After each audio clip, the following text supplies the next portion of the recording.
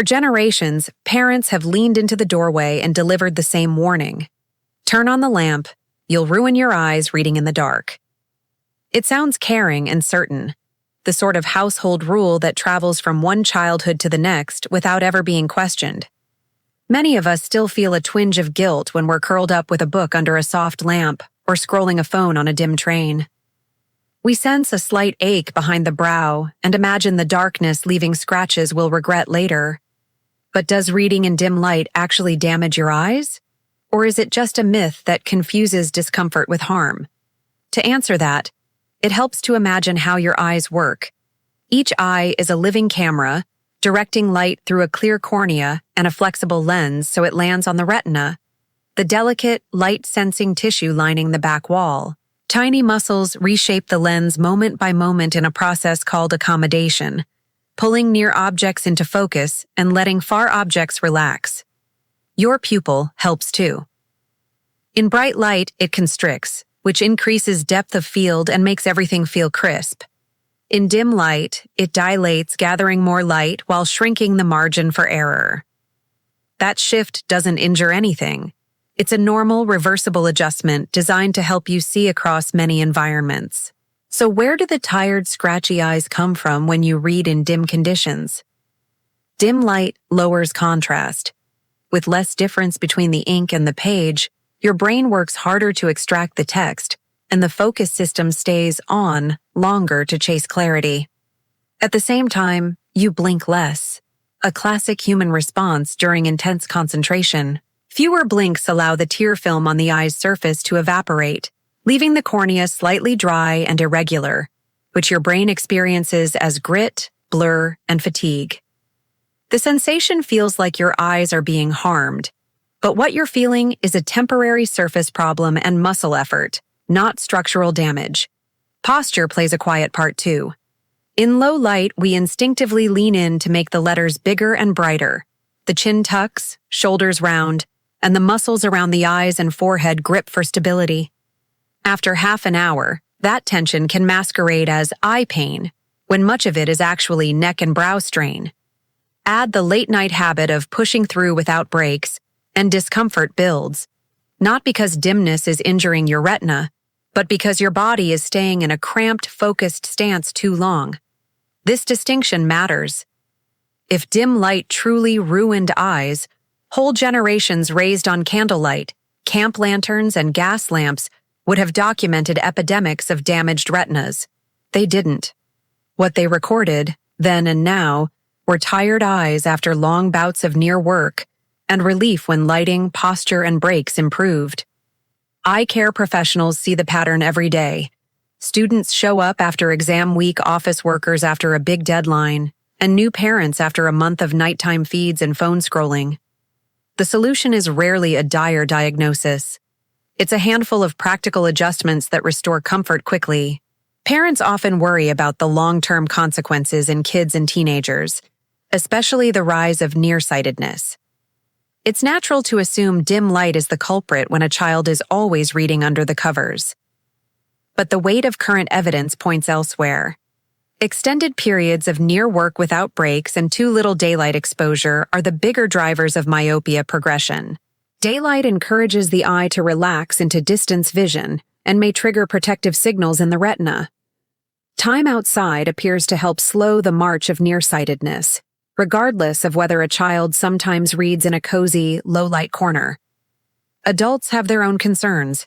People ask whether dim reading promotes cataracts, glaucoma, or macular degeneration. Here, the answer is reassuring. Those conditions are shaped by age, genetics, lifetime ultraviolet exposure, systemic health, and, in the case of glaucoma, eye pressure and optic nerve vulnerability. A novel under a warm bedside lamp does not push you toward those diseases. What it might do is nudge you to rub your eyes and stretch your neck, then remind you to pour a glass of water and take a breath before the next chapter. The myth persists because discomfort feels like damage. When your eyes sting and the lines blur, it's easy to imagine you've crossed an invisible line. But biology is kinder than that. In healthy eyes, the irritation from dim reading is reversible. Increased contrast, Adjust posture, blink on purpose, and step your focus out to the middle distance now and then, and the fatigue loosens almost immediately. That's not a loophole. It's how your visual system is designed. Flexible, responsive, and eager to reset when you give it a chance. In short, the bedtime warning needs a rewrite. Reading in dim light does not damage healthy eyes. It can make the job of seeing harder and less comfortable, especially when you ignore your body's hints. But comfort is something you can change, and when you change it, the unpleasant sensations ebb. That's a gentler, more accurate message to carry into the evening. Enjoy the story, but give your eyes a breath and let daylight and distance balance your days. If dim light is a comfort problem rather than a damage switch, the next step is to learn what makes low-light reading feel good. The goal isn't to bathe the room in stadium brightness. It's to give your eyes a clean, high-contrast target without glare. Picture a paperback and a small lamp. When the light is behind you and slightly above shoulder height, the page is evenly lit, and the shadow of your head never crosses the words. When the bulb is in your direct line of sight, the hot spot in your visual field makes you squint, and fatigue arrives early. A small shift in lamp position changes the experience more than a big increase in wattage. Screens behave differently from paper because they emit light. In a dark room, a very bright screen can feel like a miniature sun. A very dim screen makes you chase faint letters and blink less. Somewhere in the middle, screen brightness matched to the room, your pupils settle, the letters look crisp, and the urge to squint fades. Warm night color settings can feel smoother at bedtime, not because blue light is poisonous, but because warmer tones are gentler to stare at when the rest of the room is quiet and dark. When the environment and the display agree, your brain spends less energy forcing clarity and more energy on the content. Blinking is your quiet ally. Each blink spreads a fresh tear film over the cornea, restoring a smooth optical surface. Deep focus, on a puzzle, a thriller, a spreadsheet, makes blinks sparse and shallow. That's when letters double, and the front of the eye starts to feel sandy. You don't need eye drops for every page. You need a reminder to blink like a human again. People are often surprised that 3 deliberate, slow blinks can reset comfort more effectively than rubbing their eyes for a minute. Breaks help for a different reason. Your focus muscles appreciate a rhythm. Near work asks the lens to stay rounded and active. Distance lets it relax. Letting your gaze wander to the far wall, the window, or a hallway every so often tells your system that it can step down without losing the thread. Those tiny intermissions aren't just for the eyes. They unwind your jaw and shoulders, loosen the brow, and refresh attention so the next page lands cleanly. Children benefit from the same logic, with a twist. Their eyes are still growing, which makes habits more influential. The most protective rule isn't never read in dim light. It's make sure your day includes distance and daylight. An hour or 2 outside, spread across the day when possible, balances the close-up tasks schools and devices require. Indoors, lighting that creates clean contrast helps children sit upright instead of bending their faces toward the page. None of this is about perfection.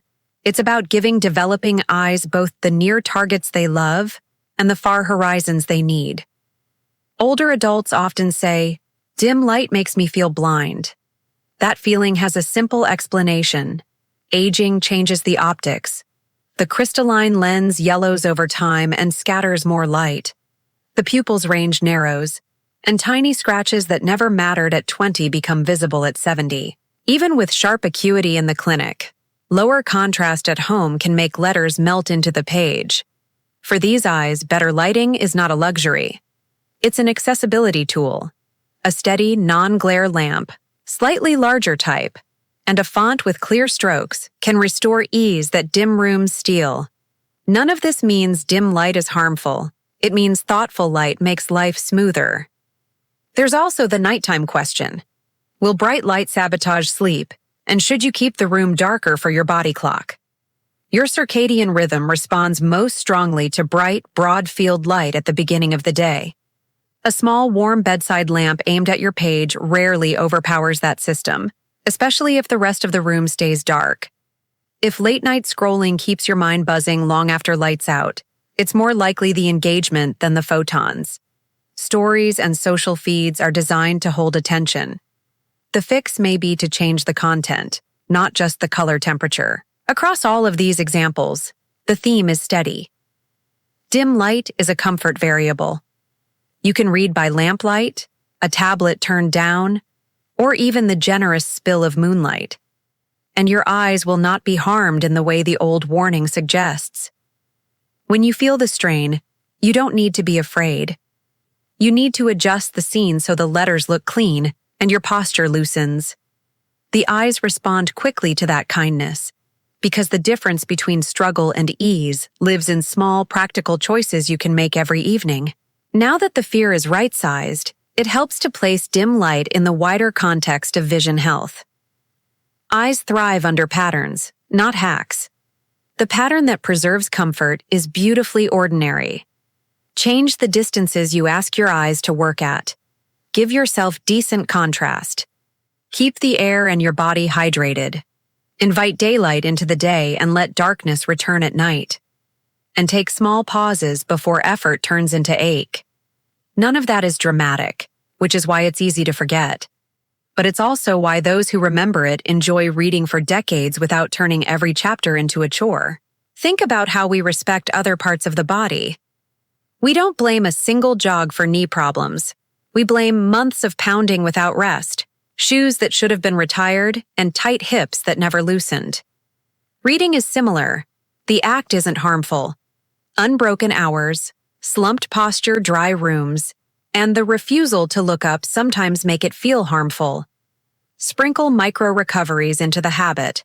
3 deep blinks, a sip of water, a stretch of the neck, a glance out the window, and the same hour of reading lands differently, with clarity that costs less. Contrast deserves a little attention because your brain loves edges. It's less about how bright the room is in absolute terms, and more about how clearly light meets dark where the letters live. A small lamp pointed at the page from behind your shoulder can beat a huge ceiling light that fills the room but leaves the page flat. Old, faded print can tire you under bright lights, while crisp digital type at comfortable size feels easy in a dimmer room. You're not chasing lumens. You're courting legibility. When the words stand out, your visual system stops forcing the issue. Screens add a twist because they invite closeness. Phones in particular pull the focal plane to 30 centimeters or less, which your eyes can handle, but your neck and lids might protest. Rowing the device a little farther away, increasing text size so you aren't squinting, and resting the wrists so your shoulders aren't doing the work can transform the same article into a task your body enjoys. None of that is about moral superiority. It's about aligning the tool with the way a human being comfortably sees. For kids and teens, the protective message is almost boring in its simplicity. Go outside. Not to punish screen time, but to nourish vision with distance and daylight. Trees, fields, city blocks, playgrounds, and long hallways invite the focusing system to relax into far viewing. Studies consistently suggest that more outdoor time slows the progression of nearsightedness. Whether a child sometimes reads in a dim corner is less important than whether the day also includes the bright, far world that reminds eyes how to rest. Adults can future-proof their vision by noticing the true villains. Blood sugar that rides high erodes the tiny vessels in the retina. Blood pressure that sits up and stays up starves nerve tissue. Tobacco smoke drives oxidative stress. Ultraviolet light, collected carelessly over decades, speeds the clouding of the lens and troubles the back of the eye. Lamp placement won't fix those forces, but the same grown-up habits that protect the rest of your body, steady nutrition, regular movement, sunlight in doses that spare the glare, sunglasses when it's harsh, checkups on a schedule, pay enormous dividends for the eyes. People sometimes ask, if dim light is safe, why do my eyes feel worse at night? Part of the answer is rhythm. Fatigue builds, attention thins, and small irritations feel larger. The air dries as the evening goes on, your blink gets lazy, and posture softens as you relax. The remedy is predictable. Sit back, breathe, drop your shoulders, feed your eyes a few long blinks, and let your gaze drift to the distance before you dive back in. Your eyes haven't become fragile. They're simply asking for a pause. In the end, quick myths survive because they compress a wide topic into one sentence. The truth you can live with is kinder. Your eyes are resilient, and they ask for balance, not perfection.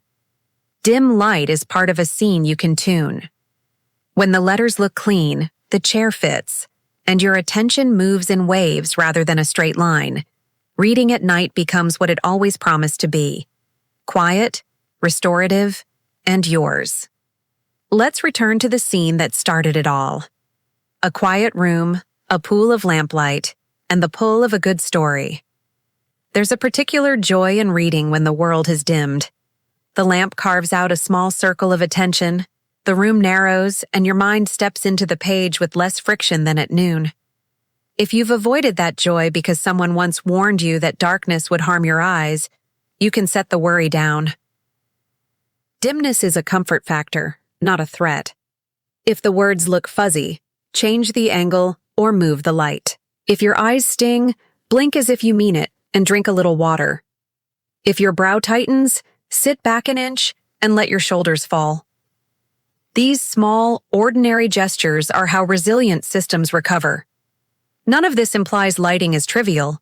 It means lighting belongs to the bundle of choices that turn reading from strain into ease.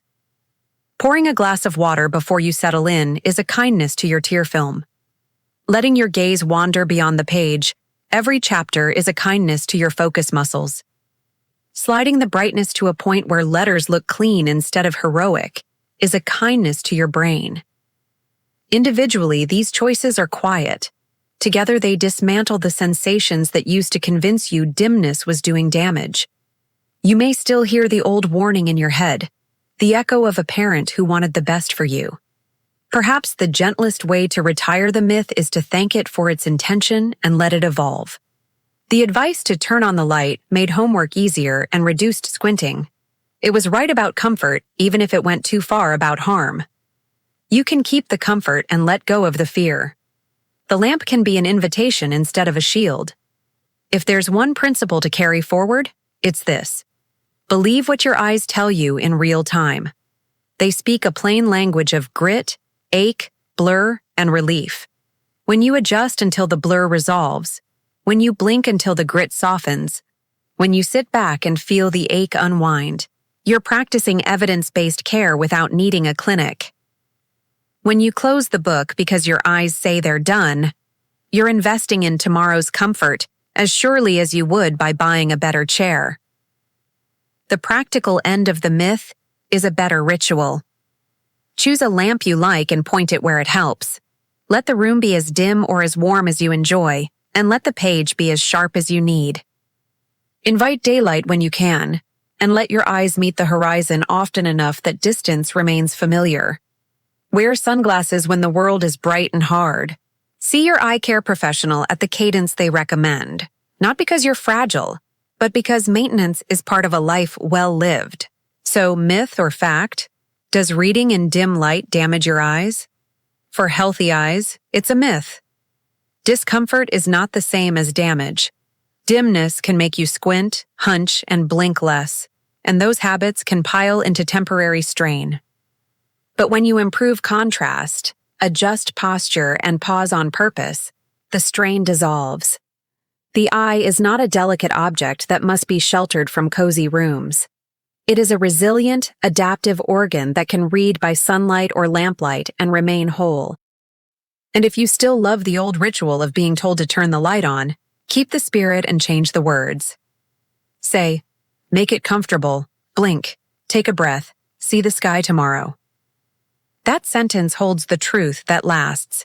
It honors the joy of reading, the wisdom of balance, and the fact that your eyes, given ordinary care, will meet you where you are, whether the night is bright or softly dim.